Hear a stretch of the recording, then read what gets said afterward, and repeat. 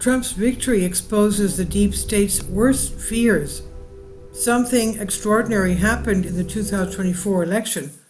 Conservatives, independents, and even former Democrats rose up and delivered a historic rebuke to the far left. The electoral map did not show a mere victory for Donald Trump, it was a political bloodbath. Moreover, for the first time in decades, Republicans are poised to take control of nearly every level of government. This election was an unmistakable message from voters. America is sick and we demand a cure. That was the vote result. Institutions meant to safeguard our liberties have become vectors for corruption, collusion, and control. But before we can tackle the disease, we must diagnose it. What exactly is the mandate voters handed to Trump and the GOP? What is the problem that we demand they fix? The answer is as clear as it is uncomfortable. The United States as we know it no longer exists. Our freedoms, our sovereignty have been systematically eroded by forces intent on transforming America into something unrecognizable. Two of Donald Trump's first promises as president-elect spoke directly to this. He vowed to eliminate the deep state and end censorship. The fact that these issues even need to be addressed shows how far we've strayed. These proposed changes from Trump's administration are promising, but Trump cannot do this alone. The corruption afflicting this country is systemic. It's a cancer that has spread through every organ of the body politic, from unelected bureaucrats in Washington to powerful corporations and media conglomerates. And this rot has metastasized, just as it did in Europe, under Fabian socialism and cultural Marxism, and it has been excised.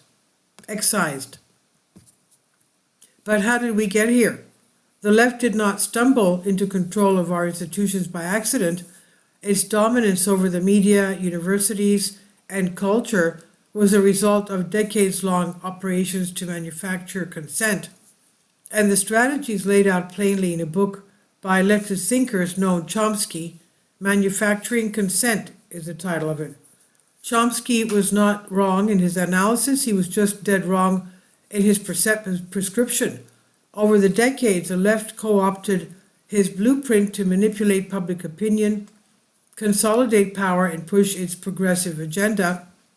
The proof is in the state of America today. I look at how the media has been consolidated.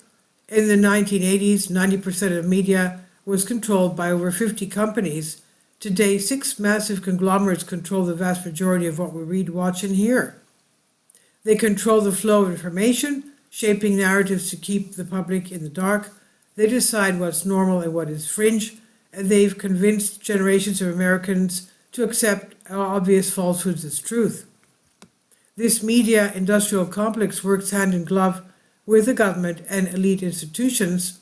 It's labeled anyone who questions its authority as a conspiracy theorist or extremist, all while cozying up to big tech and using censorship as a tool to silence dissent. Donald Trump promised to sign an executive order on day one, banning federal agencies from colluding to censor Americans. He plans to fire bureaucrats who've participated in these unconstitutional practices and roll back the protections that allow tech giants to act as unaccountable gatekeepers. But this is only the beginning. The cancer runs deeper than just big tech or biased news outlets. It extends to the very systems meant to serve and protect us. Government agencies like HHS, NIH, and FDA now prioritize profits for big pharma and big food over the health of Americans. The military-industrial complex wages endless wars without congressional approval, in our name but without our consent. Institutions meant to safeguard our liberties have become vectors for corruption, collusion, and control. Every organ of our national body has been infected, and the first step in curing this disease is restoring the free flow of information, our eyes and ears. Without independent media, without honest debate, the cancer will keep coming back. And that's why I call on this incoming administration to prioritize breaking up the media monopolies, ending corporate government partnerships, and empowering alternative platforms. The stakes could not be higher. We must act now or risk losing the republic altogether. The American people have made their mandate clear. We demand accountability, transparency, and freedom. It's time to clean house. And this is from The Blaze on DNYUZ. Please leave your comments and thank you for your support. Finally, support my Patreon account. The daily posts are 5 videos daily, and they are totally different from what I have on my YouTube channel. Thank you so much for your support and that you find all my content so interesting. You'll find the Patreon account details in the description box below.